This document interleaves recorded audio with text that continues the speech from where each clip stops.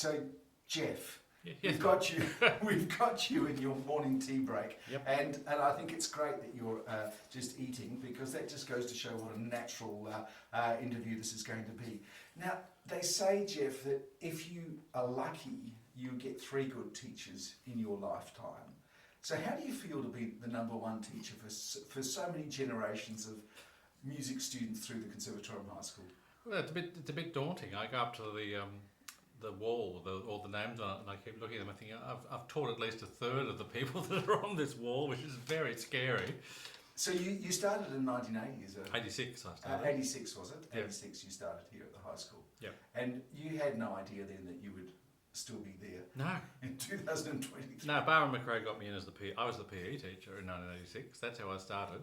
2 subjects, it was PE and choir. Yes. What a wonderful combination. It was actually. My brother is still laughing about the PE teacher. Well, I think that you produced a lot of Australia's finest athletes. It's obviously the case. Yes.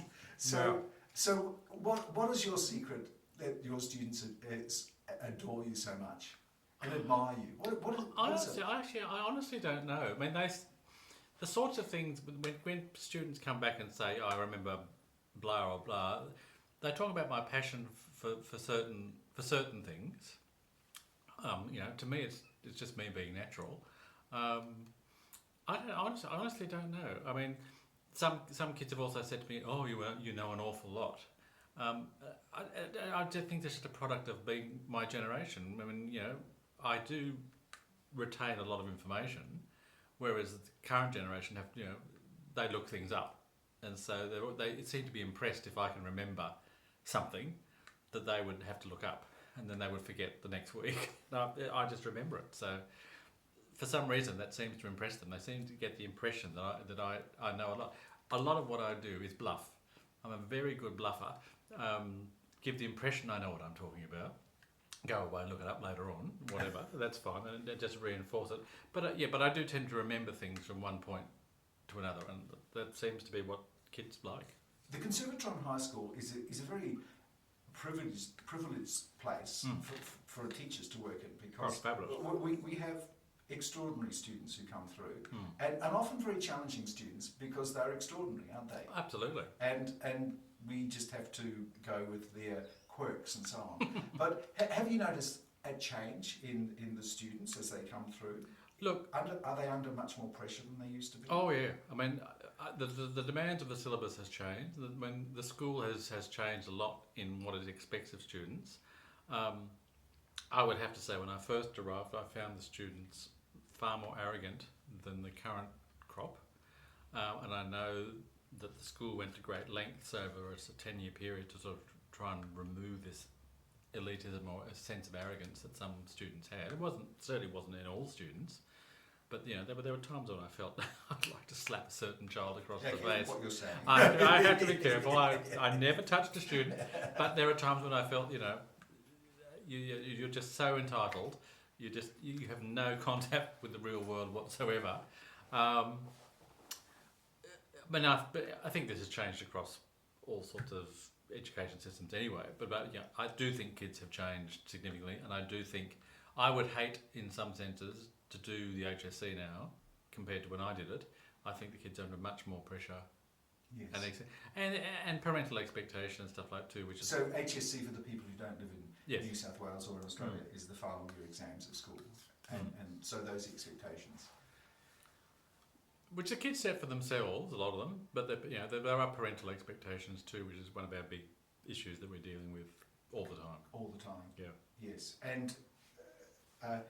and of course, when you arrived here in '86 to teach as a PE teacher, the facilities here at the building in the Conservatorium, the old stables, were pretty primitive, weren't they? They were. The staff room was one room. Yes. All the staff were in there, and I can remember one winter, the principal came and photographed the corner above the sink where we were growing a mushroom out of the wall to get the Department of Education to do something about the conditions. They got quite a fast response. Oh, good. Yes.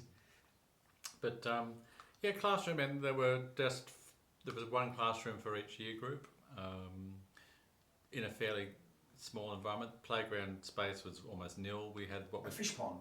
We had a fish pond. We had a sun deck. Yes. up on the top. But again, it wasn't a huge space, but it was at least it was an outside space.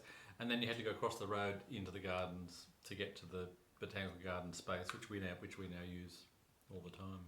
Yes. So, and you are, like myself, old enough to remember the time we actually moved out of this building and we moved to Redfern. Do you remember that time with... yeah, that was with interesting. Friction? Yeah, I enjoyed it. I mean, Redfern was a good experience. So we all moved into the old railway sheds, didn't we? We did, yes. With the heritage soot and the machinery. But it was better than what we'd come from, and that was so much. That was the best. That was the bonus part about it. There was more. I mean, it wasn't a lot more space, but it was newer space and more furniture, purpose-built new furniture and stuff like that. So yes. it was great. Yes, I remember it very with a great deal of affection. And there was a slightly better cafe than the one that we had at the Conservatorium. Yes, the coffee cart was outside the staff room. Yep, that's right. Yes, and then of course, how did you feel the day you moved back into the new building? Oh, that was wonderful. It was like moving back into a work of art. Yes, that's a lovely way of putting it. Yeah, for the first couple of years, I felt this is just wonderful. The trouble is, you get used to it after a while. I mean, I've taken it all for granted now. I mean, it's like the view.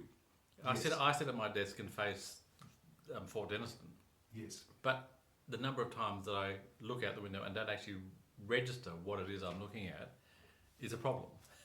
People that come and visit us, say, this is a wonderful place. They say, yes, it is a wonderful place, but I'm just so preoccupied with other stuff, you just don't appreciate it for what it really is. And one of the common things when I'm talking to colleagues here at the Conservatorium in Sydney, which is situated right by the harbour in the Botanic Gardens near the Opera House, it is just an extraordinary location, is how seldom they go for a walk in the Botanic Gardens. Oh yeah. I could count on two hands the number of times I've gone out at lunchtime to go for a walk of my own volition. Yet tourists come here and walk around the gardens all the time. Yep. Yes, and relish the opportunity to experience one of the beautiful places in the world. So how did music start for you? Did you play the piano? I started playing the piano when I was 8. Actually, I was thinking about this the other day. My father always used to claim I cried in church because the organ was out of tune. But for my former piano lesson started when I was 8 years old. When I went to 5th and 6th class, I went to opportunity class, and so they did the little B flat flutes with Victor McMahon, who was a legend. Who was the legend of his time, yes. And so can you just talk a little bit about Victor? I met Victor, and he was an extraordinary man. He was. He would just sit at. Well, we did our lessons in what was called the sewing room, so we were in rows in desks and stuff. Victor would just sit at the front. He'd obviously done it 1,000 times teaching. We were using his little primer book for B flat flutes, and he was a bit of a legend. I mean, we formed a band. All of us, the whole class was the band. We had to play at assembly every week to march the rest of the school into class. When you got to sixth class, if you were good enough, you could pick up the concert flute, which I did. There was about 5 or 6 of us that played the concert flute, and he had a great sense of humour, a great deal of patience with us. I think a hugely intelligent man, wasn't he? Well, it's hard to tell when you're in 5th class that you're actually dealing with an intelligent man, but I do tell you he was. I'm sure he was.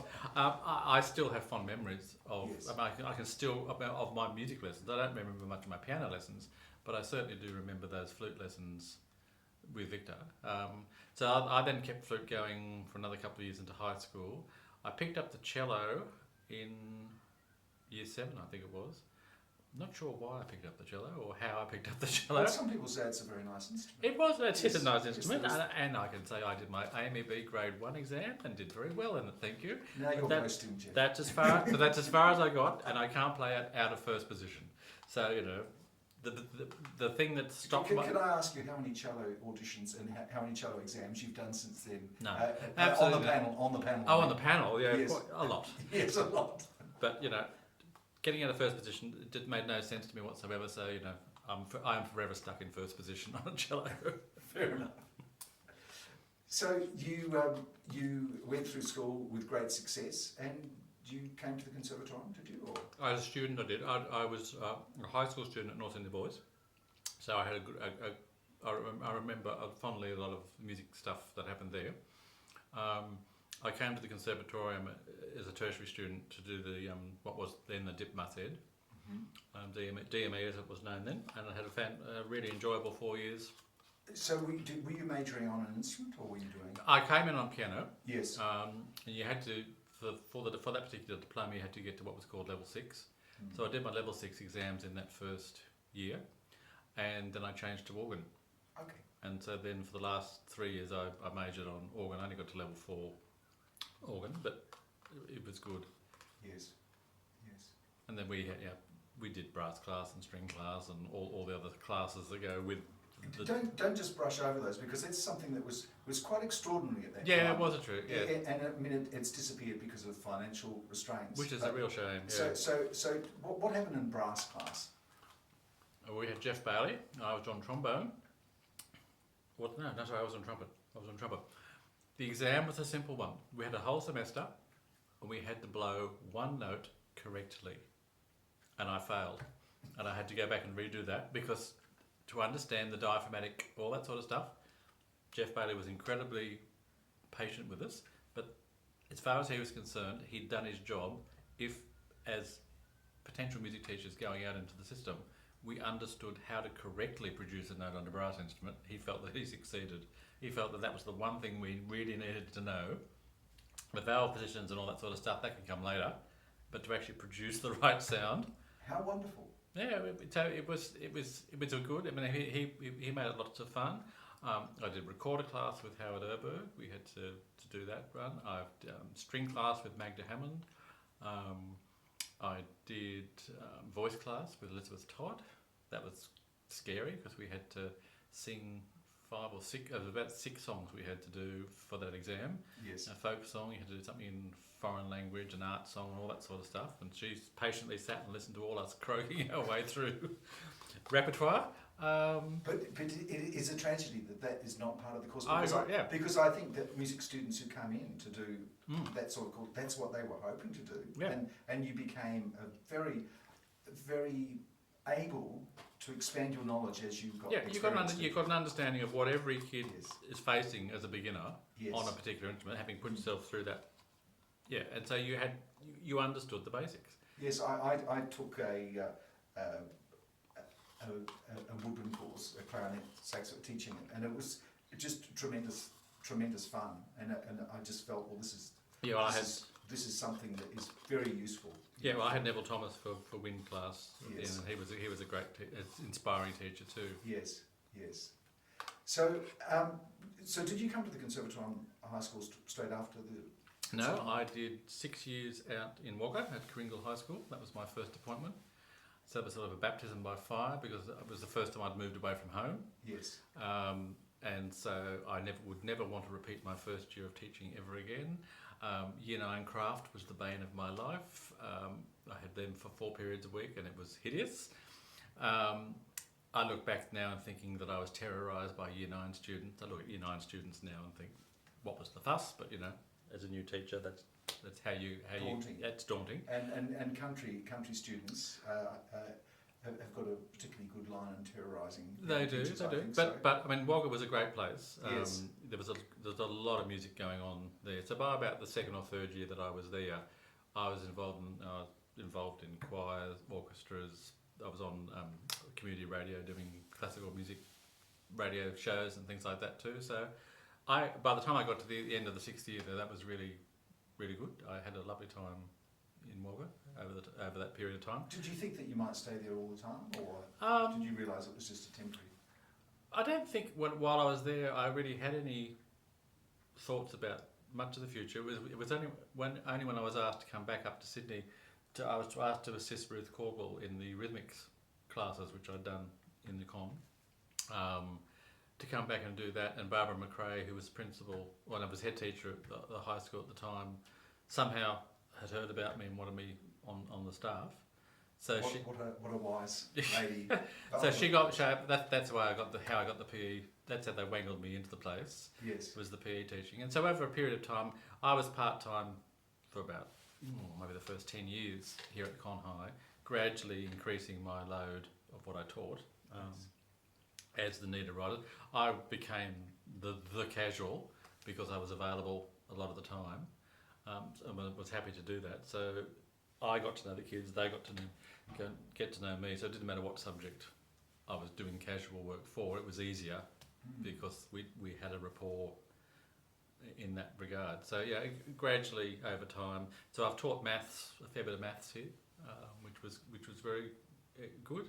A lot of kids remember my maths lessons, which is interesting because I never felt maths was my strongest point at all. Did a lot of teaching of four-part harmony, sort of in the 90s and early 2000s. Before it's sort of gone out of fashion in the new syllabus. We don't place much emphasis on four-part harmony anymore. And Richard Gill was a real advocate for not doing four-part harmony. Understand other aspects of harmony, but not necessarily have to do the discipline of four-part. So anyway, that was just. And looking back, was there a sort of high point in your teachings, or has it all been pretty marvellous? Well, here at Con High, I mean, you've reached the pinnacle, really. Yes. There is nowhere else that I'd want to teach. Yes. These kids bring the best out in me. You're on your toes all the time. You can't be complacent because you never know what question's going to be fired at you in the middle of class, and you think, oh, I've never thought about that in that way before, or whatever. Or you've got to rethink the way you explain something. You think that's worked for years, and then some students just look very blankly at you, and you've got to come up with a fresh way of a fresh approach to how you deal with that sort of thing. Yeah, I never tire of these kids. Their enthusiasm rubs off. The current batch of my year 11s, climb the walls at times, but they're passionate about their music, and I can't say that that's a negative thing. It inspires me to keep going, I suppose. And is there anything, as we just wrap up this interview, outside of your life here at the school, what do you do to relax? What are your hobbies? Oh dear. Well, nowadays I like doing crosswords, and particularly cryptic crosswords. Yes. I do all of that. I do a reasonable amount of reading. I've never been a great one for exercise of any form. So my wife and I would love to travel. So COVID's been difficult. So I'm about to go on long service leave for 6 weeks back to England just to enjoy. And we love England and Cornwall in particular. So travel's certainly become a thing of passion.